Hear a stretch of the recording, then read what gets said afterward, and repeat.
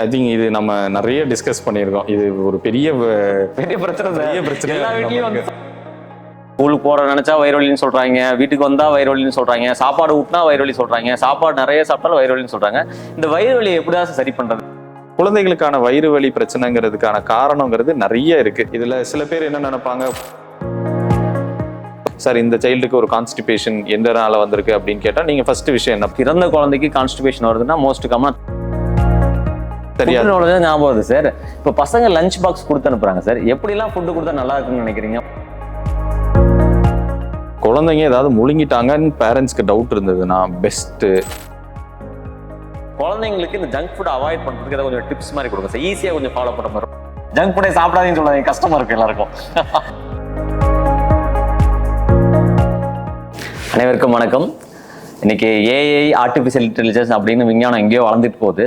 அதே மாதிரி மருத்துவத்துறையிலும் பார்த்தீங்கன்னா புதுசாக நிறைய பிரச்சனைகள் வந்துட்டு இருக்கு. அதனால தான் இன்னைக்கு குழந்தைங்களுக்கு ஏற்படும் புதுசாக என்னென்ன பிரச்சனைகளை பார்க்கும்போது குழந்தைங்களுக்கான குடல் மற்றும் கல்லீரல்ல நிறைய ப்ராப்ளம் வருது. ஸோ அதுக்கான ஸ்பெஷலிஸ்ட் நம்மள்ட்ட இருக்காங்க. Doctor Rakesh Manohar, young and energetic paediatric gastroenterologist and hepatologist. Welcome to the show sir. Thank you. So sir கூட இன்னைக்கு நிறைய பேச போறோம். குடல் சம்பந்தமான பிரச்சனைகள், கல்லீரல் சம்பந்தமான பிரச்சனைகள், காமனா உங்களுக்கு என்னென்ன பிரச்சனை வருதோ அதெல்லாம் பேச போறோம். சார் நம்மளுக்கு எல்லா ஆன்சர் சொல்ல போறோம். அதே மாதிரி நான் ஒரு குழந்தைகள் மருத்துவர், நானும் குழந்தைகள் மருத்துவரா இப்போ குழந்தைங்களுக்கு என்னென்ன பிரச்சனை வருதோ அதை பத்தி நம்ம நிறைய விரிவா பார்ப்போம்.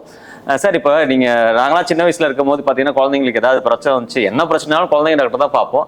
இப்போ நீங்க குழந்தைகள் குடல் மருத்துவர், கல்லீரல் மருத்துவர்னு சொல்றீங்களா சார்? இப்போ குழந்தைங்க மருத்துவருக்கும் உங்களுக்கு என்ன வித்தியாசம், நீங்க எந்த அளவுல அதை பாக்குறீங்க சார்? ஓகே, ஸோ குழந்தைங்களுக்கான குடல் மற்றும் கல்லீரல் மருத்துவம் போது முன்னாடி எல்லாம் நமக்கு வந்து ஒரு இப்போ அடல்ட்டுக்கு பார்த்தீங்கன்னா ஒரு ஜென்ரல் ஃபிசிஷியன் தான் இருப்பாங்க. அதுலேருந்து எவால்வ் ஆகி தான் ஒரு நியூராலஜிஸ்ட், அதுக்கப்புறம் ஒரு அடல்ட் கேஸ்ட்ரோஎன்டராலஜிஸ்ட், அடல்ட் ஹெப்படாலஜிஸ்ட் அப்படின்னு கார்டியாலஜிஸ்ட் அப்படின்னு அந்தந்த துறைக்கு ஸ்பெசிஃபிக்கான டாக்டர்ஸ்கள் வர ஆரம்பிச்சாங்க. இப்போ பீடியாட்ரிக்லேயுமே ஸ்பெஷலைஸ்டாக இப்போ பீடியாட்ரிக் நெஃப்ராலஜி, குழந்தைங்களுக்கு பார்க்குற கிட்னி டாக்டர், குழந்தைங்களுக்கான இருதய டாக்டர் வர ஆரம்பிச்சாச்சு. அதே மாதிரி குழந்தைகளுக்கான குடல், வயிறு, கல்லீரல், அப்புறம் இந்த ஊட்டச்சத்து பிரச்சனைக்காக பார்க்குறோம் நாங்கள். நல்லா சொன்னீங்க சார். ஸோ இப்போ எப்படின்னா அடல்ட்ல எப்படி பீடியாட்ரிக், அடல்ட்ல எப்படி கார்டியாலஜி, நியூராலஜி, கேஸ்ட்ரோஎன்டராலஜி, அதாவது அடல்ட்டுக்கான கிட்னி ஸ்பெஷலிஸ்ட் இருக்காங்க, ஹார்ட் ஸ்பெஷலிஸ்ட் இருக்காங்க, நரம்பு ஸ்பெஷலிஸ்ட் இருக்காங்க. அதே மாதிரி இப்போ குழந்தைங்களுக்கும் குடல் ஸ்பெஷலிஸ்ட் தனியாக வந்துட்டாங்க, கிட்னி ஸ்பெஷலிஸ்ட் தனியாக வந்துட்டாங்க, நரம்பு ஸ்பெஷலிஸ்ட் தனியாக வந்துட்டாங்க. இப்போ நீங்கள் குடலை பற்றி பேசும்போது நமக்கு காமனாக பசங்க சொல்றது வயிறு பற்றி பேசும்போது ஸ்கூலுக்கு போற நினைச்சா வயிறு வலின்னு சொல்றாங்க, வீட்டுக்கு வந்தா வயிறு வலின்னு சொல்றாங்க, சாப்பாடு ஊட்டினா வயிறு வலி சொல்றாங்க, சாப்பாடு நிறைய சாப்பிட்டாலும் வயிறு வலின்னு சொல்றாங்க. இந்த வயிறு வலியை எப்படிதான் சரி பண்றது? ஏதாவது நீங்க குடல் டாக்டரா கொஞ்சம் கைட்லைன்ஸ் கொடுங்க சார் எங்க பேரண்ட்ஸ்க்கு. எப்போ டாக்டர் பார்க்கணும், எப்போ பார்க்க கூடாது, அதை பத்தி கொஞ்சம் சொல்லுங்க sir. Okay, as a pediatrician உங்களுக்கும் நல்லா தெரிஞ்சிருக்கும். ஓபிக்கு வர 100 பேஷண்ட்ல குறைஞ்சது ஒரு 60-70 குழந்தைங்களுக்கு இந்த வயிறு வலி பிரச்சனை ஒன்றும் அப்போ இருந்திருக்கும், இல்லை இதுக்கு முன்னாடி இருந்திருக்கும் அப்படின்னு தான் சொல்லுவாங்க. இந்த குழந்தைகளுக்கான வயிறு வலி பிரச்சனைங்கிறதுக்கான காரணங்கிறது நிறைய இருக்கு.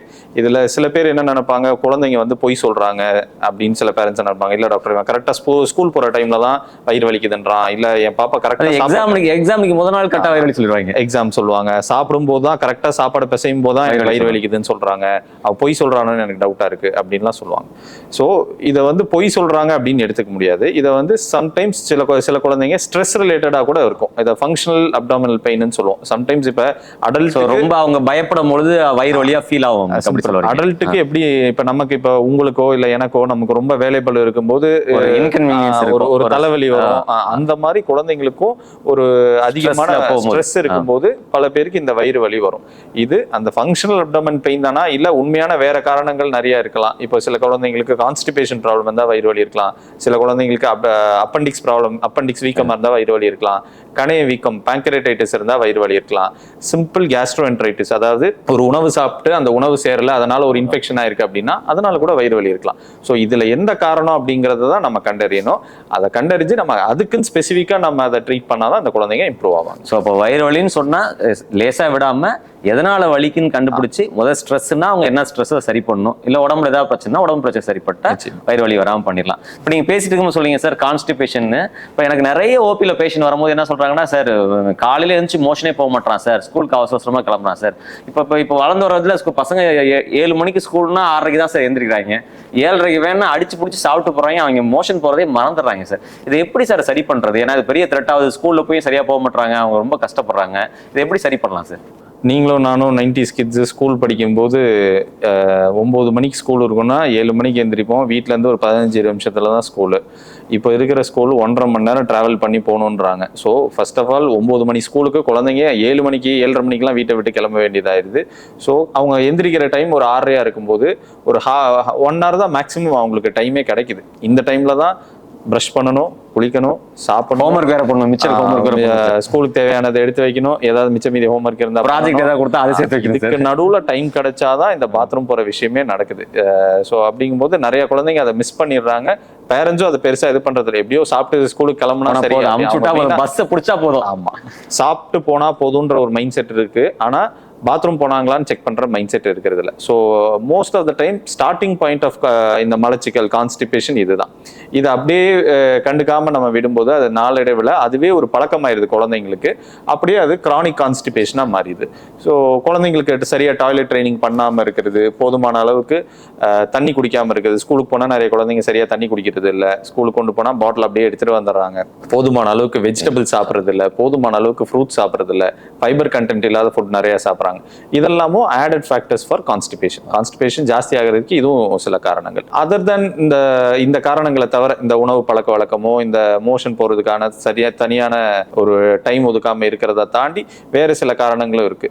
இப்போ உதாரணத்துக்கு உங்களுக்கு நான் உங்கள்கிட்ட ஸ்பெசிஃபிக்கா ஒரு சைல்டு கொடுத்து சார் இந்த சைல்டுக்கு ஒரு கான்ஸ்டிபேஷன் எந்த நாள வந்திருக்கு அப்படின்னு கேட்டா நீங்க ஃபர்ஸ்ட் விஷயம் என்ன? எனக்கு பொதுவாக இப்போ நார்மலா இல்லை அப்படின்னா பிறந்த குழந்தைக்கு கான்ஸ்டிபேஷன் வருதுன்னா மோஸ்ட் காமனா தைராய்டு ப்ராப்ளம் இருக்க வாய்ப்பு இருக்கு. First problem thyroid. அப்போ தைராய்டு நம்ம எப்படி டெஸ்ட் பண்ணுவோம் அப்படின்னா பொதுவாக பிறந்த குழந்தைங்களுக்கு வந்து பாத்தீங்கன்னா பிறந்த உடனே 48 மணி நேரத்தில் TSH எடுப்போம். அது அதிகமா இருக்கா கம்மியா இருக்கான்னு பார்ப்போம். அது நார்மலா இருந்துச்சுன்னா ஸோ தைராய்டு ப்ராப்ளம் இருக்கிறதுக்கு வாய்ப்பு கம்மி. மற்ற எதுவும் ப்ராப்ளம் இருக்கான்னு தான் நம்ம பார்ப்போம் சார். ஸோ இப்பெல்லாம் மோஸ்ட் ஆஃப் த ஹாஸ்பிட்டல்ஸ்ல இந்த தைராய்டு ஸ்டிமுலேட்டிங் ஹார்மோன் ஸ்கிரீனிங் பிறந்து 48 to 72 மணி நேரத்துக்குள்ள பண்ணிடுறோம். ஸோ தைராய்டுனால வரக்கூடிய இந்த கான்ஸ்டிபேஷன்ங்கிறது இப்போ கிட்டத்தட்ட ரொம்பவே ரொம்ப ரொம்ப ரொம்ப அன்காமன் தான். ஏன்னா சீக்கிரமாக தைராய்டு கண்டுபிடிச்சிடறோம். ஸோ தைராய்டு இல்லாம வர காரணங்கள் தான் ஜாஸ்தி. ஸோ எஸ்பெஷலி இப்போ நம்ம பேசின மாதிரி இந்த உணவு பழக்க வழக்கம் சரியா ஞாபகம் வருது சார். இப்போ பசங்க லஞ்ச் பாக்ஸ் கொடுத்து அனுப்புறாங்க சார். எப்படிலாம் ஃபுட்டு கொடுத்தா நல்லா இருக்குன்னு நினைக்கிறீங்க? ஒரே புளி சாதம் கொடுக்குறாங்க, மோர் சாதம் கொடுக்குறாங்க, சாம்பார் சாதம், பருப்பு சாதம், இப்படிதான் போகுது. அது மட்டும் தான் எடுத்து போறாங்க. அதுவும் பாதி தான் சாப்பிட்டு வராங்க. அதை நியூட்ரிஷனிஸ்டா அந்த எப்படி பிளேட் நல்லா அவங்களுக்கு அமிச்சா நல்லா இருக்கும்னு நினைக்கிறீங்க சார்? ஒரு சரிவிகித உணவுனா எப்படி தான் நல்லா இருக்கும்னு நினைக்கிறீங்க sir? Means balance diet. Okay, இந்த கான்செப்ட் வந்து இப்போ அடல்ட்டு கிட்டேயுமே நிறைய வந்துருச்சு. எப்பவுமே நம்ம ரொம்ப இப்போ ஏகப்பட்ட டயட் சொல்றாங்க, பாலியோ டயட்டு, கீட்டோஜெனிக் டயட்டு. நம்ம அதுக்கெல்லாம் எதுவுமே போக வேண்டாம். நம்ம ரொம்ப வருஷத்துக்கு முன்னாடி ஆரம்பத்தில் ஸ்கூலில் படித்தது தான் பேலன்ஸ்டு டயட். ஒரு உணவு எடுத்துக்கிறோம் அப்படின்னா அது காலை, மதியம், இரவு எப்பவா இருந்தாலும் சரி அதில் போதுமான அளவுக்கு புரதச்சத்து இருக்கணும், அதாவது புரோட்டீன். அப்புறம் போதுமான அளவுக்கு ஃபைபர் நார்ச்சத்து இருக்கணும், போதுமான அளவுக்கு மாவுச்சத்து கார்போஹைட்ரேட் இருக்கணும், ஒரு குறிப்பிட்ட அளவுக்கு கொழுப்பு சத்து ஃபேட் இருக்கணும். இதெல்லாம் சேர்ந்தது தான் ஒரு கம்ப்ளீட் மீல், நியூட்ரிஷியஸ் டயட்னு சொல்லுவோம். ஸோ நீங்கள் ஒரு மீல் எடுத்துக்கிட்டீங்க, இப்போ லஞ்ச் பாக்ஸ் பேக் பண்ணுறீங்கன்னா அதில் ஒரு புளி சாதம் இல்லை அதில் ஒரு தை சாதம், அதுக்கு ஒரு உருளைக்கிழங்கு, அந்த மாதிரி இல்லாமல் எல்லாமே கலந்த மாதிரி. இப்போது புரதச்சத்துக்கு இப்போ நீங்கள் ஒரு நான் வெஜிடேரியன் சாப்பிடுவீங்கன்னா நான் வெஜிடேரியனோ இல்லை எக்கோ இல்லை சென்னாவோ அந்த சோயாவோ இந்த மாதிரி ஆட் பண்ணிக்கலாம். ஸோ அது நிறைய நீங்கள் ஆட் பண்ணும்போது ரைஸோட அளவு கொஞ்சம் கம்மியாகும் அவங்க சாப்பிட்றது. ஸோ கார்போஹைட்ரேட் ஆப்வியஸாக கம்மியாகும். ஃபைபருக்கு கூட ஏதாவது ஒரு சாலட், வெஜிடபிள் சாலடோ இல்லை கட் ஃப்ரூட்ஸோ நீங்கள் ஆட் பண்ணிக்கலாம். ஸோ எப்போவுமே ஒரு மீல் எடுத்துக்கும் போது அதில் இது எல்லாமே இருக்கணும். Protein, carbohydrate, fat and enough fibre. இதெல்லாம் இருந்ததுனா தான் அது ஒரு கம்ப்ளீட் குட் மீல். ஸோ இப்போ குழந்தை வந்து ஒரு கப்பு சாம்பார் சாதம் சாப்பிட்றான், ஒரு கப்பு தயிர் சாதம் சாப்பிட்றான், ஒரு கப்பு தக்காளி சாப்பிட்றாங்கிறது முக்கியம் இல்லைன்னு சொல்றீங்க. அந்த தக்காளி சாதத்தில் வந்து வெறுமனே கார்போஹைட்ரேட் மட்டும் தான் இருக்கு, ஒண்ணுமே இல்லை. கார்போஹைட்ரேட் மட்டும், கொஞ்சம் கொழுப்பு இருக்கு. இப்போ அவங்களுக்கு அங்கே ஃபைபர் கண்டென்ட் இல்லை, ப்ரோட்டீன் இல்லை. ஸோ தக்காளி சாதத்துக்கு கொஞ்சம் சாம்பார் எக்ஸ்ட்ரா சேர்த்துட்டு கொஞ்சம் காய்கறி, கீரை, பழங்கள் சேர்த்துட்டு அந்த உணவு வந்து முழுசா இருக்குறீங்க. ஸோ இப்போ பெற்றோர்களே லஞ்ச் பாக்ஸ் ப்ரிப்பேர் பண்ணும்போது சாப்பாடு வெறும் சாப்பாடு சாப்பிட்றாங்கிறத ஒரி பண்ணாதீங்க. ஸோ சாப்பாடு கொஞ்சம் வச்சுக்கோங்க, கொஞ்சம் காய்கறி வைங்க, கொஞ்சம் கீரை வைங்க, கொஞ்சம் பருப்பு வைங்க, முட்டை இருந்தா முட்டை வச்சு கொடுத்தீங்கன்னா சரிவிகித உணவா இருக்கும்னு நினைக்கிறீங்க. ஓகே, இன்னும் கொஞ்சம் சிம்பிளிஃபைடா சொல்லணும்னா ரைஸ்க்கு போடுற கரண்டியை சின்னதாக்கிட்டு மத்த கரண்டியை, காய்கறி கரண்டியையும் மத்த கரண்டியை மாத்துங்க. கரண்டி சைஸ் எல்லா வீட்லயும் ரைஸ் கரண்டி பெருசா தான் இருக்கு. ஆமா, ரைஸ் கரண்டி பெருசா இருக்கு. சிம்பிள் டிப் சார், நான் கேட்ட டிப் சொல்லிட்டீங்க சார், வெரி குட். ஸோ வீட்டுல வந்து சாப்பாடுக்கு போற கரண்டியை பெரிய கரண்டி சின்ன கரண்டியை மாத்தீங்கன்னா பாதி பிரச்சனை சரியா. வெஜிடபிள்ஸ் போடுற கரண்டியை பெரிய கரண்டியா முடிஞ்சு வச்சு கரண்டியை மாத்துங்க, சரியாயிருக்கும். சூப்பர். Super sir. ஸோ இப்போ பேசிட்டு இருக்கும்போது நம்ம நிறைய பேசிட்டு இருந்தோம் சார். இப்போ நீங்க ஒரு கல்லீரல் ஸ்பெஷலிஸ்டா இருக்கனால பிறந்த குழந்தைங்களுக்கு நிறைய பேருக்கு மஞ்சக்காமலை வருது. சில குழந்தைங்க வந்து 45 நாள் 50 நாள் மஞ்சக்காமலை வந்து ரொம்ப ஆபத்துல போறாங்க. இது எதனால வருது? இதை எப்படி தடுக்க முடியுமா? பெற்றோர்கள் எதெல்லாம் பார்க்கணும்னு நீங்க நினைக்கிறீங்க சார்? ஓகே, பிறந்த குழந்தைங்களுக்கு இந்த வர மஞ்சக்காமலை 2 விதமா பிரிக்கலாம். ஒண்ணு கல்லீரல் சார்ந்து, அதாவது கல்லீரல் பாதிச்சு வர மஞ்சக்காமலை, இன்னொன்னு கல்லீரல் சாராம வர மஞ்சக்காமலை. அதை சிம்பிளா சொல்லணும்னா நியோனேட்டல் ஜாண்டிஸ் அப்படின்னு சொல்லுவோம். இது பெரும்பாலும் ஒரு 60ல இருந்து 70% பொதுவா நாங்க பாக்குற ஜாண்டிஸ். பீடியாட்ரிஷியன் பார்த்துட்டு போட்டோதெரபி லைட் வைப்போம். ஆமா, லைட் சில டைம் லைட்டா சூரிய ஒளி எல்லாம் காமிக்க சொல்லுவாங்க. இப்போ அதுக்கு பயப்பட தேவையில்லை. வேற எந்த ஜாண்டிஸ் நீங்க பயப்படணும்னு நினைக்கிறீங்க சார்? கல்லீரல் சார்ந்த மஞ்சக்காமலை தான் இதுல ரொம்ப முக்கியமானது. கல்லீரல் சார்ந்து, அதாவது கல்லீரல் பாதிச்சு வரக்கூடிய மஞ்சக்காமலை. கல்லீரல் பாதிப்பு நிறைய காரணங்கள் இருக்கு. இப்போ டார்ச் இன்ஃபெக்ஷன் சொல்லுவோம், கன்ஜெனிட்டல் டார்ச் இன்ஃபெக்ஷன். மதருக்கு அவங்க பிரெக்னெண்டா இருக்கும்போது ஏதாவது ஒரு இன்ஃபெக்ஷன் அக்வயர் பண்ணியிருந்தாங்க, அந்த பாதிப்பு குழந்தைக்கு ஏற்பட்டு குழந்தையோட கல்லீரலை பாதிச்சிருக்கும்.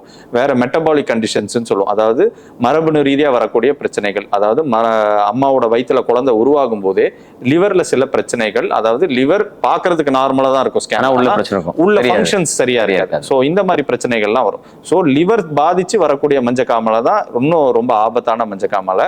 அதை எப்படி கண்டுபிடிக்கலாம்னா, இப்போ குழந்தையோட யூரின் கலர் பாருங்க. யூரின் ரொம்ப மஞ்சளா இருக்கு, இப்போ நீங்க ஒரு டைப்பர் போடுறீங்க இல்ல ஒரு ஒயிட் கிளாத் போடுறீங்க, அது அப்படியே எல்லோவா ஆயிருது அப்படின்னாலே ஆப்வியஸா அது லிவர் பாதிச்சு கல்லீரல் பாதிச்சு வந்திருக்கக்கூடிய மஞ்சக்காமலா. அந்த மஞ்சக்காமலையை நம்ம இமீடியட்டா அட்ரஸ் பண்ணி ஆகணும். அதே மாதிரி சில குழந்தைங்களுக்கு மோஷன் கலர், ஜென்ரலா மோஷன் கலர் ஒன்னு டார்க் கிரீனா இருக்கும், இல்ல எல்லோவா கோல்டன் எல்லோ அந்த கலர்ல இருக்கும். சில குழந்தைங்களுக்கு மோஷன் கலர் ரொம்ப பேல் எல்லோவாவோ இல்ல ஒரு ஒயிட் வெள்ளை கலர்ல இருந்தாலோ அதை நம்ம இமீடியட்டா அட்ரஸ் பண்ணணும். ஸோ பேரண்ட்ஸ்க்கு வந்து சிம்பிளா டிப்ஸ் சொல்லணும்னா, யூரின் வந்து ரொம்ப திக்கு மஞ்சளா போகுது, அந்த டயப்பர் ஸ்ட்ரெயின் ஆகுது, அந்த நாப்பி ஸ்ட்ரெயின் ஆகுது, இல்ல மோஷன் வந்து ரொம்ப வெள்ளை கலர்ல போகுது, இல்ல வெளிர் மஞ்சள்ல போச்சுன்னா அந்த குழந்தைக்கு கல்லீரல் பாதிப்புனால மஞ்சக்காமல் இருக்கிறதுக்கான வாய்ப்பு இருக்கு. ஸோ அதை இமீடியட்டா உடனே ஒரு குழந்தைங்க டாக்டர்கிட்டயோ இல்ல குழந்தைகளுக்கான கல்லீரல் டாக்டர்கிட்டயோ காமிச்சிடும். இப்போ பேசிட்டு இருக்கும்போது சார், நிறைய குழந்தைங்க என்னன்னா, என்னோட ஓபிக்கு நிறைய பேரண்ட்ஸ் வருவாங்க சார். அவங்களோட பெரிய கம்ப்ளைண்ட் என்னன்னா, இவன் சாப்பிடவே மாட்டான் சார். ஓகே, அவன் எப்படி சார் அவங்களுக்கு என்ன, நீங்க ஒரு குடல் டாக்டரா, வயிற்றுல எதுவும் பிரச்சனை இருக்கா, இவங்க வயிற்றுல ஏதாவது பிரச்சனை இருக்கா பாருங்க சார், ஏதாவது ஸ்கோப்பியாவது உள்ள போட்டு பாருங்க சார், இவங்க தொண்டை எதாவது அடைச்சிருக்கா, உள்ள எதாவது அடைச்சிருக்கா, சாப்பாடு கொண்டு போனா திருப்பிட்டு ஓடுறான் சார் அப்படி சொல்றீங்க. அவங்களை எப்படி சார், யாருக்கெல்லாம் நீங்க வந்து ஸ்கோப்பி போடணும்னு நினைப்பீங்க, யாருக்கெல்லாம் அஷூரன்ஸ் பண்ணணும்னு நினைப்பீங்க, எப்படி அவங்களை கவுன்சில் பண்றீங்க சார் நீங்க? சரி, ஐ திங்க் இது நம்ம நிறைய டிஸ்கஸ் பண்ணியிருக்கோம். இது ஒரு பெரிய பிரச்சனை. எல்லா வீட்லயும் வந்து சாப்பிட மாட்டாதான் பெரிய பிரச்சனை. உங்க வீட்டுல உங்க மதரை கேட்டாலும் என் பையன் சரியா சாப்பிடுவாங்க, எங்க வீட்டுல எங்க அம்மாவை கேட்டாலும் என் பையன் சரியா சாப்பிட மாட்டேங்கிறான் அப்படின்னு தான் சொல்லுவாங்க. இப்போ எங்க அம்மா சொல்லுவாங்க, நீங்க சாப்பிடவே மாட்டான் அப்படின்னு சொல்லுவாங்க. எல்லார் வீட்லயும் அதுதான். ஸோ ஜென்ரலாவே அம்மாக்களுக்கும் பாட்டிகளுக்கும் தங்களோட குழந்தைங்க சரியா சாப்பிடுறது இல்லை அப்படிங்கறது மனசுல வச்சு மைண்ட் செட் இருக்கு. பட் என்ன பண்ணணும்னா, இப்போ ஒரு சைல்டு ஓபிக்கு வராங்க, நம்ம ஃபர்ஸ்ட் என்ன பார்க்கணும், குழந்தை ஹைட்டும் வெயிட்டும் சரியா இருக்கா, அந்த வயசுக்கு உண்டான ஹைட்டும் அந்த வயசுக்கு உண்டான வெயிட்டும் சரியா இருக்கா. இது ரெண்டுமே சரியா இருந்ததுன்னா குழந்தை நல்லா சாப்பிட்டுட்டு இருக்குன்னு அர்த்தம். சம்டைம்ஸ் என்ன நினைப்பாங்க சில பேரண்ட்ஸ், என் குழந்தை வந்து அந்த குழந்தை மாதிரி சாப்பிடுறது இல்ல, அந்த குழந்தை 2 இட்லி சாப்பிடுது, என் குழந்தை 1 தான் சாப்பிடுது, இல்ல என்னோட பெரிய பையன் 3 சாப்பிடுறான், என்னோட சின்ன பையன் 3 சாப்பிடுறான், பெரிய பையன் 1 தான் சாப்பிடுறான். அதெல்லாம் இல்லை. ஸோ அவங்கவுங்கள உடலுக்கு ஏற்றவாறு அவங்க சாப்பிட்டுக்கிறாங்களாங்கிறது நம்ம எப்படி தெரிஞ்சுக்க முடியும்னா, ஒரே விஷயம், வெயிட்ட பார்க்கணும். கரெக்டா இருந்த வயசுல ஹைட் வெயிட் இருக்காங்கன்னா எதை பத்தியுமே பயப்படாது. என்ன சாப்பிட்றாங்களோ ஓகே, சரி, இதை உணவு பேலன்ஸ் டயட் கொடுத்தா போதும். பேலன்ஸ் டயட் கொடுத்தா போதும்.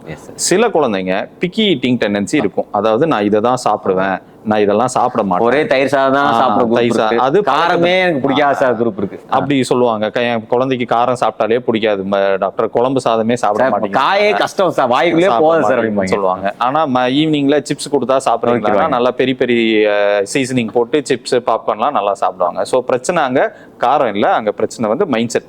ஸோ குழந்தைங்க வந்து அந்த சாப்பாடுல இருந்து சம்டைம்ஸ் தப்பிக்கிறதுக்காக என்ன பண்ணுவாங்க, பேரண்ட்ஸ்ல எனக்கு இது காரமா இருக்கு, எனக்கு ஃபுல்லா இருக்கு, எனக்கு வயிறு வலிக்குது, இந்த மாதிரிலாம் சொல்லுவாங்க. ஸோ பேரண்ட்ஸ் என்ன யூஸ்வலா புரிஞ்சுக்கணும்னா, சில்ட்ரனை என்னைக்குமே ஃபோர்ஸ் பண்ணி சாப்பிட ட்ரை பண்ணக்கூடாது.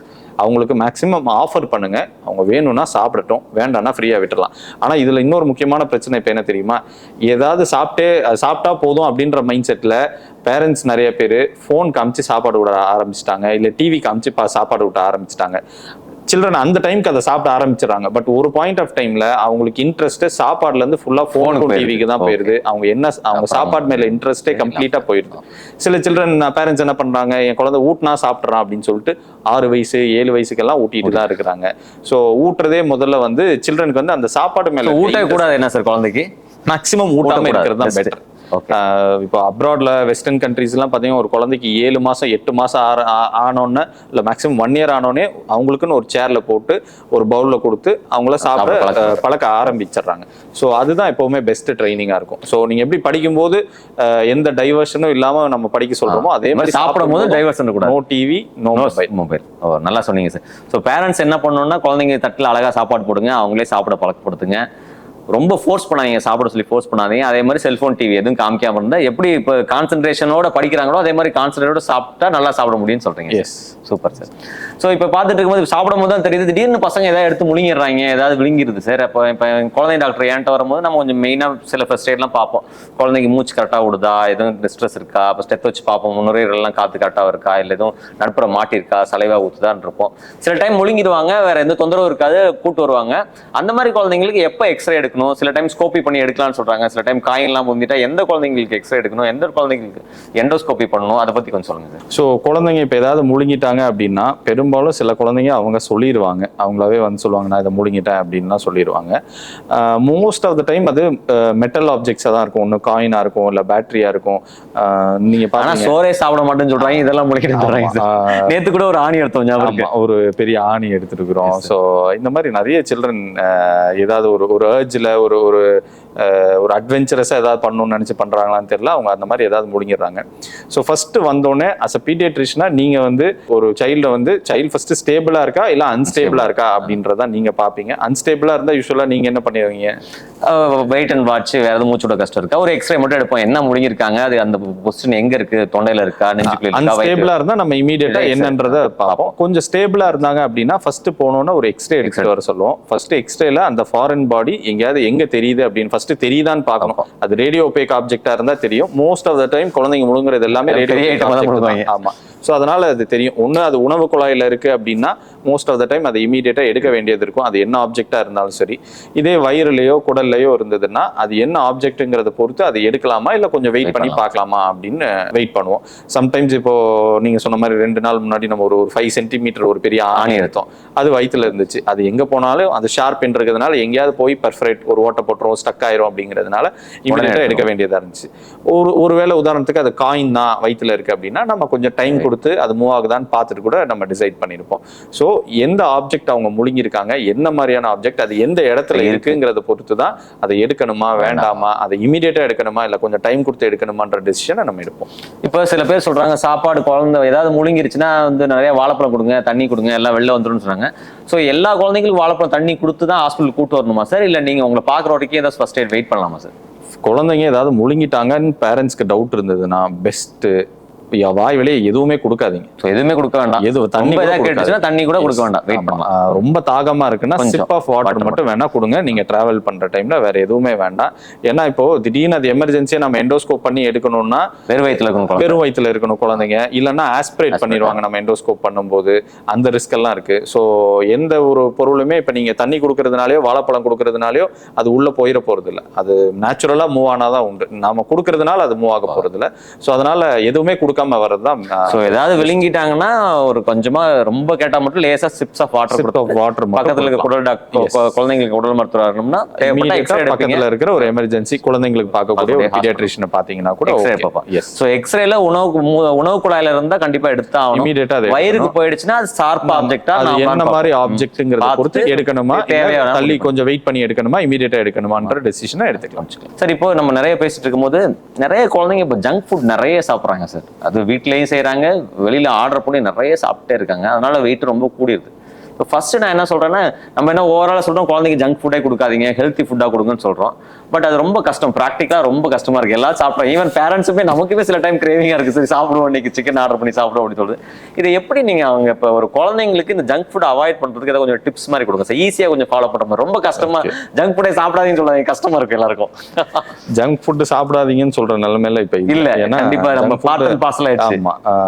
நாம சும்மா இருந்தா கூட சில ஆப்ல வந்து நம்ம பண்றாங்க, இன்னும் ஆர்டர் பண்ணலையா, அவங்கள பார்த்து ரொம்ப நாள் ஆச்சு, இந்த ஆஃபர் இருக்கு அப்படின்னு கேக்குறாங்க, கேட்டுலாம் இது பண்றாங்க. ஸோ ஜங்க் ஃபுட் அவாய்ட் பண்ண முடியுமானா ஹானஸ்ட் ட்ரூத் இப்ப இருக்கிற சிச்சுவேஷன்ல அவாய்ட் பண்றது ரொம்ப கஷ்டம். ஸோ நம்ம என்ன உண்மையும் கூட, அதை நம்ம உண்மையை நம்பி போனோம்னா எஸ். ஸோ நம்ம மேக்ஸிமம் என்ன பண்ணலாம்னா அது எப்படி ரொம்ப லிமிட்டடா வச்சுக்கலாம் அப்படிங்கிறதான் பார்க்கணும். ஸோ ஃபர்ஸ்ட் திங், எப்பவுமே ஒரு கண்ட்ரோல் வச்சுக்கோங்க. நினைச்ச நேரத்துலலாம் ஃபுட் ஆர்டர் பண்ணி சாப்பிட்றதோ இல்லை வெளியே வாங்கி கொடுக்கறதோ வேண்டாம். வீக்லி ஒன்ஸ், மேக்ஸிமம் ஒரு 10 days ஒன்ஸோ இல்லை அதிகபட்சம் வீக்லி ஒன்ஸ் அப்படிங்கிற ஒரு இதில் இருக்கட்டும். அந்த வீக்லி ஒன்ஸ் கூட என்ன பண்ணலாம்னா எவ்வளோ வேணா சாப்பிடலாம், என்ன வேணா சாப்பிடலாம் அப்படின்ற இது இல்லாமல் நாம இந்த ஒரு பேலன்ஸ்டு டயட் சொன்னோம் இல்லையா, அந்த மாதிரி ஒரு ஹெல்த்தியான ஃபுட்டா முடிஞ்ச வரைக்கும் அவுட் சைட்ல ஆர்டர் பண்ணி சாப்பிடலாம். இல்ல கொஞ்சம் சாப்பிட்றதுலாம் ரொம்ப ஜங்க் தான் விரும்பி சாப்பிட்றாங்க, ஒரு ஃப்ரெஞ்ச் ஃப்ரைஸ் தான் சாப்பிடுவாங்க, ஒரு டீப் ஃப்ரைட் சிக்கன் தான் சாப்பிடுவாங்க அப்படின்னா இன்னொரு ஆப்ஷன் என்ன பண்ணலாம், அவங்கள வீட்டில் செஞ்ச சாப்பாடை சாப்பிட வச்சுட்டு அதுக்கப்புறமா அதை வாங்கி கொடுக்கலாம். ஸோ தட் அந்த குவான்டிட்டி கொஞ்சம் குறைஞ்சிடும். ஸோ இதுதான் நம்மளால இப்ப ப்ராக்டிகல் டிப்ஸ்னா நம்மளால அவாய்ட் பண்ண முடியாது. குழந்தைங்க அவாய்ட் பண்ணா ரொம்ப நல்லது. இது கஷ்டம் பண்ண முடியல, அட்லீஸ்ட் இதை வாரத்துக்கு ஒரு தடவை பண்ணலாம். அதுவுமே ஃபர்ஸ்ட் நம்ம வீட்டு சாப்பாடு கொடுத்துட்டு எக்ஸ்ட்ரா கொஞ்சம் வயிற்று முடிஞ்ச வரைக்கும் ஃபில் பண்ணிட்டு எக்ஸ்ட்ரா கொஞ்சமா இதுக்கு கொடுத்துக்கலாம் அவங்க ஆசைக்கு. சரி, இப்போ நிறைய குழந்தைங்க கூட்டு வராங்க, திடீர்னு மஞ்சக்காமலையோட ரொம்ப மோசமா கூட்டு வராங்க. அது பெரிய குழந்தைங்கள மஞ்சக்காமலையோட ரொம்ப மோசமான கண்டிஷன்ல சுயநினைவு இல்லாம கூட்டு வராங்க, ரத்த முறையின் தன்மையில ரொம்ப கம்மியாகி கூட்டு வராங்க. அப்ப நான் அவங்க பேரண்ட்ஸ்ட்டு போய் கேட்டப்பா மஞ்சக்காமலை தான் வந்திருக்கேன், உடனே டாக்டர்கிட்ட காமிக்காம ஏன்ப்பா இவ்வளவு லேட்டா கொண்டு வரீங்கன்னா, இல்ல சார் பொதுவா மஞ்சக்காமலைக்கு வந்து நாட்டு மருந்து கொடுத்தா சரியாயின்னு சொல்றாங்க. எங்களுக்கு தெரிஞ்சு பெரியவங்க எல்லாம் கூட நாட்டு மருந்து கொடுத்து சரியாயிட்டாங்க சார், அதான் குழந்தைக்கு கூட்டு போய் கொடுத்தோம் சார், நான் இப்படி ஆகும்னு எதிர்பார்க்கவே இல்லை சார் சொல்றாங்க. ஸோ அந்த மாதிரி பேரண்ட்ஸ்க்குலாம் நீங்க என்ன கைட்லைன்ஸ் கொடுக்குறீங்க சார்? இப்போ மஞ்சக்காமலைக்கு நாட்டு மருந்து சரி பண்ண முடியுமா, இல்ல குடல் டாக்டர் பார்த்து தான் சரி பண்ணுமா சார்? இப்போ மஞ்சக்காமலை வந்திருக்கு அப்படின்னா லிவர் பாதிச்சு வந்திருக்க மஞ்சக்காமலை, ஒரு வளர்ந்த குழந்தைக்கு லிவர் பாதிச்சு வர மஞ்சக்காமலை தான் ரொம்ப காமனான மஞ்சக்காமலை. இந்த மஞ்சக்காமலைக்கு உண்டான காரணம் என்னங்கிறது தான் முக்கியம். இப்போ நம்ம நாட்டு மருந்து கொடுக்குறோம் அப்படின்னா, இப்போ இட் இஸ் நாட் தட் நீங்க ஒரு அலோபதி டாக்டர்னாலேயோ இல்லை நான் ஒரு அலோபதி டாக்டர்ன்றதுனாலேயோ நாம ஒரு நாட்டு மருந்துக்கு எதிராக சொல்றோம் அப்படின்றது கிடையாது. பட் ஆனா ஒரு பிரச்சனைக்கு உண்டான தீர்வு நாம சொல்றோம்னா முதல்ல அந்த பிரச்சனையோட காரணம் என்னன்றதையும் நம்ம தெரிஞ்சுக்கணும். இப்போ லிவர் பாதிச்சிருக்கு, கல்லீரல் பாதிச்சிருக்குன்னா நான் அந்த கல்லீரல் பாதிப்புக்கு உண்டான காரணம் என்ன அப்படிங்கிறது பார்க்கணும். ஹெப்படைட்டிஸ் ஏ, ஹெப்படைட்டிஸ் இ மாதிரியான இன்ஃபெக்ஷன், இல்லை ஹெப்படைட்டிஸ் பி மாதிரியான இன்ஃபெக்ஷன் சார்ந்து வந்திருக்கா, இல்லை ஆட்டோ இம்யூன் லிவர் டிசீஸ்ன்னு சொல்லுவோம், ஆட்டோ இம்யூன் ஹெப்படைட்டிஸ்ன்னு சொல்லுவோம். அதாவது நம்மளோட நோய் எதிர்ப்பு சக்தியே சில நேரங்களில் நமக்கு எதிராக வேலை செய்யும், இந்த காரணமா இருக்கா, இல்லை ஜெனட்டிக் மெட்டபாலிக் லிவர் டிசீஸ்ன்னு சொல்லுவோம், மரபணு ரீதியாக வரக்கூடிய பிரச்சனைகள். சில பேர் என்ன நினைப்பாங்க, எங்க வீட்டில் யாருக்குமே இல்லை, எப்படி என் குழந்தைக்கு வந்திருக்கும் அப்படின்னு நினைப்பாங்க. அப்படி கிடையாது. அப்பாக்கோ அம்மாக்கோ தாத்தாக்கோ பாட்டிக்கோ இருந்தே ஆகணும்னு கட்டாயம் கிடையாது. முன்னாடி எல்லாம் சொந்தத்துல கல்யாணம் பண்ணும்போது தான் இந்த மரபணு பிரச்சனைகள் வரும்னு சொல்லுவோம். இப்ப அது கூட இல்லை, அது இல்லாதவங்களுக்கும் நிறைய இந்த மரபணு பிரச்சனைகள் வருது. ஸோ இந்த மாதிரி காரணங்கள்ங்கிறது நிறைய மாறுபடுது. அப்படி காரணங்கள் மாறுபடும் போது அப்ப அதுக்கு உண்டான தீர்வுங்கிறதும் நிறைய வேறதான் இருக்கும். ஒரே எல்லா மஞ்சக்காமலைக்கும் ஒரே மருந்து கொடுக்க முடியாது. ஸோ காரணம் என்னன்றது நம்ம கண்டுபிடிச்சாதான் நம்ம அதுக்குண்டான தீர்வை கொடுக்க முடியும். நாட்டு மருந்துல பெரும்பாலும் நான் என்னோட பேஷண்ட்ஸ் அவங்கள்ட்ட அவங்க பேரண்ட்ஸ்கிட்ட சொல்றது என்னன்னா, காரணம் என்னன்னே தெரியாம, இன்னொன்னு அந்த மருந்தோட கம்போசிஷன் என்ன எதுவுமே தெரியாம நாம கொடுக்குற மருந்து குழந்தைக்கு நல்லது பண்ணிட்டா பரவாயில்ல, இல்ல கெட்டது பண்ணலன்னா கூட பரவாயில்ல. ஆனா பல நேரங்கள்ல இருக்கிற கண்டிஷன் ரொம்ப மோசமாயிரலாம் வந்திருக்கிறாங்க. அங்க போயிட்டு இல்ல கொஞ்ச நாள் நல்லா இருந்தாங்க, அதுக்கப்புறம் இன்னும் மோசமாயிட்டாங்க அப்படின்னு சொல்லிட்டு திரும்ப ரிட்டர்ன் வந்த குழந்தைங்க, அதுக்கப்புறம் லிவர் மாற்று அறுவை சிகிச்சை, லிவர் டிரான்ஸ்பிளான்ட்டுக்கு போன குழந்தைங்க ஏராளமான பேர் இருக்கிறாங்க. உங்களுக்கும் ஆப்வியஸா தெரியும் நம்ம இதுல. சோ அப்ப மஞ்சக்காமலைன்னு வரும்போது என்ன காரணம் கண்டுபிடிக்க விஷயம் கண்டுபிடிக்க என்ன காரணம், அதனால வந்திருக்கு, இன்ஃபெக்ஷனால வந்திருக்கா, மெட்டபாலிக் ப்ராப்ளம் வந்திருக்கா, ஜெனட்டிக் ஆட்டோமின் அதுக்கு தகுந்த மாதிரி கரெக்டா ட்ரீட்மெண்ட் தான் பண்ணணும். இப்போ சில பேர் சொல்லுவாங்க, என் குழந்தைக்கு நான் நாட்டு மருந்து கொடுத்தேன், அது கொடுத்து தான் சரியாச்சு, எங்க தாத்தாக்கு இல்லை எங்க வீட்டுக்காரருக்கு நாட்டு மருந்து சாப்பிட்டாரு, அது சாப்பிட்டு தான் சரியாச்சு அப்படின்னு சொல்லுவாங்க. அது பெரும்பாலும் என்ன கண்டிஷன்னா ஹெப்படைட்டிஸ் ஏ அப்படின்னு சொல்லக்கூடிய ஒரு இன்ஃபெக்ஷன்னால வரக்கூடியது. இந்த ஹெப்படைட்டிஸ் ஏ எங்கேருந்து வரும்னா பெரும்பாலும் வெளி சாப்பாடு சாப்பிட்றது, கொஞ்சம் சுத்தமான இடத்துல இல்லாமல் சாப்பிட்றது, இன்னொன்று தண்ணியை காய்ச்சாமல் குடிக்கிறது, அது மூலமாக வரக்கூடியதான் இந்த ஹெப்படைட்டிஸ் ஏ இன்ஃபெக்ஷன். இந்த இன்ஃபெக்ஷனுக்கு ஐடியலாக சொன்னால் எந்த மருந்துமே போடலனாலும் அதுவாகவே அதனால வந்துச்சான்னு நம்ம தெரிஞ்சுக்கணும், அவ்வளவுதானே தவிர அது பெரும்பாலும் தன்னாலே சரியாயிரும். சோ அந்த வியாதியை தான் நிறைய பேர் நாட்டு மருந்து சரியாயிருச்சு அப்படின்னு இதுக்கு முன்னாடியும் சரி இப்பயும் சரி நினைச்சிட்டு இருக்கிறாங்க.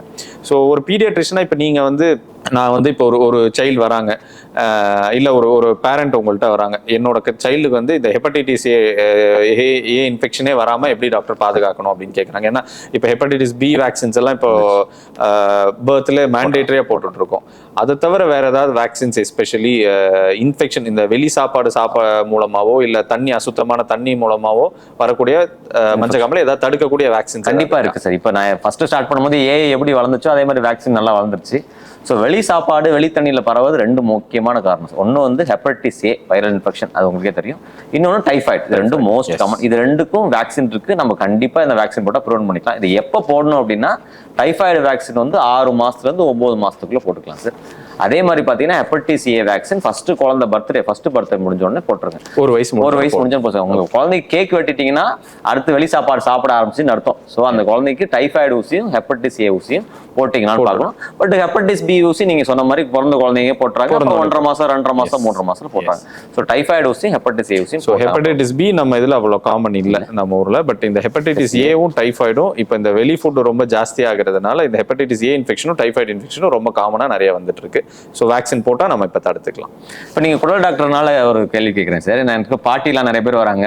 சார் என் பையனுக்குலாம் வந்து 1 மாட்டு பாலை தான் கொடுத்து வளர்த்தோம், 2 மாசத்துலேயே 1 மாட்டு பால் கொடுக்க ஆரம்பிச்சிட்டோம். நீங்கள் என்னன்னா எப்போ கொடுக்கணும், லேட்டாக கொடுக்கணும், கொடுக்கக்கூடாதுன்னு சொல்றீங்க சார். ஸோ இந்த பாட்டியை எப்படி சார் மேனேஜ் பண்ணுறது ரொம்ப வந்து கேட்குறாங்க சார். நீங்கள் அவங்களுக்கான ஒரு கைட்லைன்ஸ் கொடுங்க. எப்போ குழந்தைங்களுக்கு கவ் மில்க் ஆர் அந்த அவுட் சைட் மில்க் கொடுக்கலாம், மதர் மில்க் இல்லாமல் எப்போ அந்த கவ் மில்கை வந்து இன்ட்ரோடியூஸ் பண்ணலாம், அது என்ன மில்க் கொடுக்கலாம், அதை பற்றி கொஞ்சம் சொல்லுங்கள் சார். ஜென்ரலாக குழந்தைங்களுக்கு மில்க் 1.5 வயசு இல்லை 2 வயசு வரைக்குமே ஒரு மதரோட மில்க் மட்டுமே போதுமானது, வேற எந்த மில்க்கும் வேண்டாம். சில பேர் என்ன சொல்லுவாங்க, மதர் மில்கோட சேர்ந்து கவுஸ் மில்கோ ஸ்டார்ட் பண்ணுங்க அப்படின்லாம் சில வீட்டிலலாம் நினைக்கிறாங்க. அப்படியெல்லாம் இல்லை. 2 வயசு வரைக்கும் மதர் மில்க் மட்டுமே போதுமானது. ஒரே ஒரு பால் போதும், மதரோட மில்க் போதும், அவ்வளவுதான். ஸோ வேற எந்த மில்க்கும் வேண்டாம். ஸோ நீங்க வீட்டுல மாடு வச்சிருக்கீங்கன்றதுக்காக ஒரு மாட்டு பால் கொடுக்கணும்னு கிடையாது. அண்ட் மோர் ஓவர் 1 வயசுக்கு கீழே இருக்க குழந்தைக்கு எப்பவுமே கவுஸ் மில்க் அதாவது பசும்பால் ஆரம்பிக்க வேண்டாம். ஏன்னா பசும்பால் புரதச்சத்து அலர்ஜி, அதாவது கவுஸ் மில்க் புரோட்டீன் அலர்ஜிங்கிறது ரொம்ப காமனா இருக்கு. இதுக்கு முன்னாடி இல்லையானா இதுக்கு முன்னாடி இருந்தது, ஆனா அப்ப நமக்கு அவ்வளவா தெரியல. இப்ப அதை பத்தின புரிதல் நிறைய வந்ததுக்கு அப்புறம் நிறைய சிம்டம்ஸ், நிறைய வாந்தி எடுத்துட்டு இருந்த குழந்தைங்க, நிறைய லூஸ் மோஷன் போயிட்டு இருந்த குழந்தைங்க, சில குழந்தைங்களுக்கு மோஷன் போகும்போது பிளட் நிறைய போயிட்டு இருந்த குழந்தைங்க, இவங்களுக்கெல்லாம் இப்ப ரீசெண்டா இந்த டைம்ல நம்ம நாட்டுல இந்த கவுஸ் மில்க் புரோட்டீன் அலர்ஜியை பத்தின புரிதல் நிறைய வந்ததுக்கு அப்புறம் இந்த கவுஸ் மில்க் எல்லாம் நிப்பாட்டின பிறகு இந்த குழந்தைங்கலாம் நிறைய இம்ப்ரூவ் ஆயிட்டு வராங்க. சோ கவுஸ் மில்க் கொடுக்க வேண்டாம்னு சொல்ல, ஆனா அட்லீஸ்ட் 1 வயசு வரைக்கும் கொடுத்துறாங்க. பாட்டிங்களுக்கு சொல்லிடலாம், அப்பா எல்லாம் கண்டிப்பா 1 வயசு வரைக்கும் வெயிட் பண்ணுங்க, அதுக்கப்புறம் கொடுக்க ஆரம்பிச்சு. 1 வயசுக்கு மேல ஆரம்பிச்சாலுமே மதர்ஸ் மில்க் இல்லாத குழந்தைங்களுக்கு மட்டும் கவுஸ் மில்க் கொடுங்க. அதுவுமே மாடரேஷன், ஒரு நாளைக்கு ஒரு 150 இருந்து 200 ml ஒரு நாளைக்கு, அவ்வளவுதான். அதுக்கு மேல போக வேண்டாம். ஏன்னா அந்த மில்க் நிறைய எடுத்துக்கும் போது அவங்களுக்கு பசியின்மை வந்துருது, நார்மலா சாப்பிட வேண்டிய ஃபுட் எல்லாம் சரியா சாப்பிட்றதில்ல, இந்த மாதிரி ப்ராப்ளம்லாம் வருது. ஸோ அதனால கவுஸ் மில்க் 1 வயசுக்கு முன்னாடி வேண்டாம். 1 வயசுக்கு மேல கொடுத்தாலும் மதர்ஸ் மில்க் இல்ல, பிரஸ்ட் ஃபீடிங் இல்லாத சில்ட்ரனுக்கு மட்டும் ஸ்டார்ட் பண்ணுங்க. மாடரேஷன் அளவில் 150 இருந்து ஒரு 200 ml மேக்ஸிமம், அவ்வளவுதான். இப்போ சொல்லிட்டு தான் குழந்தைங்க சாப்பிடவே மாட்டேங்கிற ஒரு வந்து இப்போ புது பிரச்சனை வந்துட்டு இருக்கு சார். இப்போ நிறைய சாப்பிட்றான் சார், வெயிட் கண்ணாப்படான்னு கூடிட்டு இருக்கான் சார், ரொம்ப தொப்பையா குண்டா இருக்கான் சார். அந்த மாதிரி குண்டு குழந்தைங்களுக்கு நீங்க என்ன சொல்றீங்க, அவங்க எப்படி சார் கண்ட்ரோல் பண்ணுறாங்க, சாப்பிட்றது எப்படி கண்ட்ரோல் பண்றது, இல்லை அவங்க வெயிட் குறைக்கணுமா, இல்லை அவங்களால வெயிட் குறைக்க முடியுமா, அதை பத்தி நீங்க ஆஸ் அ நியூட்ரிஷனிஸ்டா கொஞ்சம் சொல்லுங்க சார். நம்ம முன்னாடி உங்களுக்கு நாம ஸ்டார்ட் பண்ண டைம்லலாம் ப்ராப்ளி ரொம்ப இல்லை, ப்ராப்ளி ஒரு 8 years 10 years முன்னாடி எல்லாம் கூட ஒரு அதிக வெயிட்டோட குழந்தை ஒருத்தவங்க வந்தாங்கன்னா, ஒபிசிட்டியோட வந்தாங்கன்னா ஃபர்ஸ்ட் தைராய்டு லெவல் சரியா இருக்கா, மிச்சம் ஹார்மோன் லெவல் சரியா இருக்கா, இப்படிதான் பார்ப்போம். இதெல்லாம் எண்டோஜினஸ் ஒபிசிட்டி. இப்போ மோஸ்ட் காமனா இருக்கிறது எக்ஸோஜினஸ் ஒபிசிட்டி, அதாவது உணவு பழக்கம்னால ரொம்ப ஜங்க் ஃபுட் சாப்பிட்றது, அதிகமாக சாப்பிட்றது, அதனால வரக்கூடிய பிரச்சனைகள் தான். ஸோ இந்த ஒபிசிட்டினால இந்த ஒபிசிட்டியே ஒரு பிரச்சனையான்னு கேட்டீங்கன்னா, விளையாட மாட்டாங்க, ஓட மாட்டாங்க, விளையாடுறதும் இப்போ கம்மியாயிருச்சு, வெளியே போய் விளையாடுறது இல்லை, ஸ்கூல்ல விளையாடுறது இல்லை, மோர் ஆஃப் இப்போ கேஜெட்ஸ்ல எங்கேஜ் ஆரம்பிச்சிட்டாங்க. ஸோ கேலரி பர்ன் பண்றதும் கம்மியாயிருச்சு, எக்ஸசிவ் கேலரி எடுத்துக்கிறதும் ஜாஸ்தி ஆயிடுச்சு. அதனால இந்த ஒபிசிட்டி ரொம்ப ஜாஸ்தி ஆயிடுச்சு. ஸோ ஒபிசிட்டி மட்டும்தான் பிரச்சனைனா அப்படி பார்க்க கூடாது. ஒபிசிட்டினால பின்னாடி என்னென்ன பிரச்சனை வருது, பின்னாடினா ரொம்ப பின்னாடி இல்லை. ஒபிசிட்டி இருக்கிற குழந்தைங்களுக்கு நாம பார்க்கணும், நிறைய குழந்தைங்களுக்கு வந்து அப்ஸ்ட்ரக்டிவ் ஸ்லீப் ஆப்னியா இருக்கு சார். நிறைய குழந்தைங்க சரியா தூங்கும் போது கொரட்டை சத்தம் வர்றது, நிறைய குழந்தைங்களுக்கு வீசிங் பிரச்சனை, ஆஸ்துமா வரைக்குமான பிரச்சனைகள் இருக்கு. சில குழந்தைங்களுக்கு கொழுப்பு அளவு ஜாஸ்தியா இருக்கு, லிவர்ல கொழுப்பு படிஞ்சிருக்கு. இந்த லிவர்ல கொழுப்பு படிஞ்சிருக்க ஃபேட்டி லிவர் அப்படின்னு சொல்ற கண்டிஷன் முன்னாடி எல்லாம் அடல்ட்ல தான் பார்ப்போம். இப்பெல்லாம் ரொம்ப சின்ன குழந்தைங்களுக்கே, ரொம்ப எக்ஸசிவ் வெயிட் இருக்க குழந்தைங்களுக்கே பார்க்குறோம். இந்த ஃபேட்டி லிவர் இருக்கிற குழந்தைங்க நாளடைவில் பின்னாடி அவங்க அடல்ட் ஆனது பிறகு அவங்களுக்கு லிவர் பிரச்சனைகள், அதாவது சில நேரங்களில் தீர்க்க முடியாத லிவர் பிரச்சனைகள்லாம் கூட வருது அப்படின்னு இப்போ இருக்கக்கூடிய நிறைய தரவுகள்ல அதெல்லாம் சொல்லியிருக்கிறாங்க. ஸோ இந்த மாதிரி ஒபிசிட்டி சம்பந்தமான பிரச்சனைகள் நிறைய இருக்கும்போது நம்ம ஒபிசிட்டி எப்படி கண்ட்ரோல் பண்றது அப்படிங்கறத முக்கியமா பார்க்கணும். அதுக்கு ஃபர்ஸ்ட் விஷயம் உணவு கட்டுப்பாடு. என்னதான் விளையாடினாலும், என்னதான் ஒர்க் அவுட் பண்ணாலும் உணவு கட்டுப்பாடு இல்லைன்னா ஒபிசிட்டியை கண்ட்ரோல்குள்ள கொண்டு வர முடியாது. இதை எப்படி கண்ட்ரோல் பண்ணலாம் சார்? இப்போ நான் குழந்தை வந்து ஒரு 80 கிலோல வரான், அவனுக்கு என்னதான் சாப்பிடணும்னு சொல்லலாம் சார்? அவன் நிறைய சாப்பிட்டு இருக்கான், அவன் எப்படி ஏதாவது சின்ன டிப்ஸ் மாதிரி கொடுங்க, அவன் ஃபுட்டு சாப்பிட்றத கண்ட்ரோல் பண்றதுக்கு ஒரு டிப்ஸ் மாதிரி கொடுங்க சார். ஃபர்ஸ்ட் விஷயம், பேரண்ட்ஸ் ஃபர்ஸ்ட் அதை அண்டர்ஸ்டாண்ட் பண்ணிக்கணும். பேரண்ட்ஸ் வந்து ஒரு டிட்டர்மினேஷனோட இருக்கணும், குழந்தை வெயிட் குறையணும் அப்படின்னு. ஒரு பேரண்ட் அந்த மைண்ட் செட்டோட இருக்கும்போது சுத்தி இருக்கிறவங்க என்ன சொல்லுவாங்க, பெரியவங்க, அட இந்த வயசுல இந்த வயசுல சாப்பிடாம எந்த வயசுல சாப்பிடுவாங்க அப்படின்னு சொல்லி இது பண்ணுவாங்க. முதல்ல அதெல்லாம் பெருசா அவங்க காதுல போட்டுக்காம இருக்கிறதுக்கு பழகிக்கணும். அவங்க வந்து ஒரு செல்ஃப் டிட்டர்மினேஷனோட, இல்ல என் குழந்தை வெயிட் ஜாஸ்தியா இருக்கு, வெயிட் அதிகமா இருந்தா பின்னாடி ப்ராப்ளம் வரும் அப்படிங்கிறதுனால வெயிட்டை குறைக்கணும் அப்படின்ற மைண்ட் செட்டுக்குள்ள அவங்க வரும். ஏன்னா அவங்க வந்தாதான் குழந்தைக்கும் அந்த மைண்ட் செட் வரும். அண்ட் எப்பவுமே சொல்ற மாதிரி தான், ஒரு கேலரி டிஃபிஷிட் டயட், அதாவது எக்ஸசிவா எடுத்துக்கக்கூடிய கேலரிகளை குறைக்கணும். அப்படின்னா முதல் விஷயம் சுகர் சார்ந்த உணவு. சுகர்னா சில பேர் என்ன கேட்பாங்க, சார் வெள்ளை சக்கரை கொடுக்கல, நாட்டு சக்கரை கொடுக்குறேன், எல்லாமே கேலரி. ஸோ எந்த இனிப்புமே உடம்புக்கு நல்லது இல்லை. ஸோ இனிப்பு சார்ந்த உணவுகளை மேக்சிமம் அவாய்ட் பண்ணணும். ஸ்வீட்டா சாப்பிட்றது, அது என்ன ஸ்வீட்டா இருந்தாலும் சரி, வீட்டில் செஞ்ச ஸ்வீட்டாவே இருந்தாலும் சரி, நாட்டு சக்கரை போட்ட ஸ்வீட்டாவே இருந்தாலும் சரி, அதை அவாய்ட் பண்ணணும் ஃபர்ஸ்ட். ரெண்டாவது, high fatty food, deep fried food, இப்போ ரொம்ப வறுத்த உணவுகள், பொரிச்ச உணவுகள், இதெல்லாம் தவிர்த்துட்டு முடிஞ்ச வரைக்கும் வேக வச்ச உணவுகள் தான் நிறைய ப்ரிஃபர் பண்ணி சாப்பிடணும். கொழுப்பு நிறைய இருக்க உணவுகளை முடிஞ்ச வரைக்கும் கொஞ்சம் தவிர்த்துடணும். இப்போ சில பேர் ரொம்ப நெய் சாப்பிடுவாங்க. இப்போ ஆயில் பார்த்தீங்கன்னா நிறைய ஆயில் போட்டு, ஒரு தோசை சாப்பிட்டாங்கன்னா 2 தோசை தான் சார் சாப்பிட்றான், ஆனால் வெயிட் ஏறான்னுவாங்க. பார்த்தீங்கன்னா ஆயில் நிறைய போட்டு, பெரிய தோசை நல்லா முருகலா ஆயில் நிறைய போட்டு சாப்பிடாங்க. அந்த மாதிரிலாம் இல்லாமல் முடிஞ்ச அளவுக்கு இந்த கொழுப்பு சார்ந்த உணவுகள்லாம் ரொம்ப கட்டுப்பாடோட வச்சிருந்தாங்கன்னா இதுவே வெயிட் குறைஞ்சிரும். அப்புறம் வேக வச்ச உணவுகள் நிறைய சாப்பிடணும். இப்போ ஒரு எக் எடுத்துக்கிட்டாங்கன்னா அதை ஃப்ரை பண்ணி ஆயில் போட்டு சாப்பிட்றத விட ஒரு பாயில்டு எக்கா சாப்பிட்டாங்கன்னா அது இன்னும் பெட்டரா. ஸோ நியூட்ரிஷனுக்கும் பெட்டர், அப்சார்ப்ஷனும் பெட்டர். ஸோ கேலரியும் ரொம்ப ஜாஸ்தி ஆகாது. ஸோ இந்த மாதிரி கொஞ்சம் சில விஷயங்களை மாத்திட்டாங்கனாலே ஈஸியா வெயிட் குறைச்சு. ரொம்ப நல்லா சொன்னீங்க சார். அதாவது அவங்க சாப்பிட்ற சாப்பாட்டுல ஆயில குறைங்க, ஸ்வீட்டை குறைங்க, அதே மாதிரி சாப்பாடுக்கு போடுற கரண்டியே சின்னதாக்குங்க. ஆமா, கரண்டி வந்து சின்ன கரண்டி ஆக்கிட்டோம்னாவே அந்த ஒபேசிட்டி வீட்டுக்கு வராது. ஸோ ரொம்ப அழகா இப்போ ஒரு ரொம்ப நேரமா ரொம்ப காம்ப்ளிகேட்டட் கொஸ்டினுக்குலாம் ரொம்ப அழகா சிம்பிளா சொன்னீங்க சார். நம்ம நேயர்களை இதை பார்த்து ரொம்ப பயனுடையதாக இருக்கிறேன். ரொம்ப நன்றி sir. Thank you so much. Thank you.